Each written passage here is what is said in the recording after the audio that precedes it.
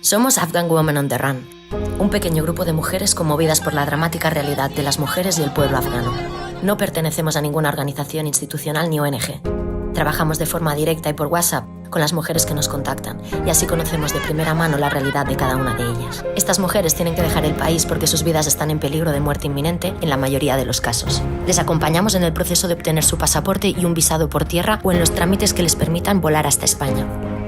Es un proceso muy largo y penoso, pero ya han llegado a España algunas familias y eso es lo que nos impulsa a seguir. Contamos con la colaboración de la ONG Un Gest de Calor, que canaliza el poco dinero que nos llega para ayudar a estas familias. Somos todas voluntarias y no hay intermediarios, con lo cual todo el dinero sirve para cubrir estos gastos. Cualquier ayuda en forma de difusión de nuestro proyecto, recaudar dinero o dar voz a las propias afganas nos serviría para conseguir ayudar a más familias. Colabora con Afghan Women on the Run donando o compartiendo este vídeo. Un segundo de tu tiempo puede salvar muchas vidas.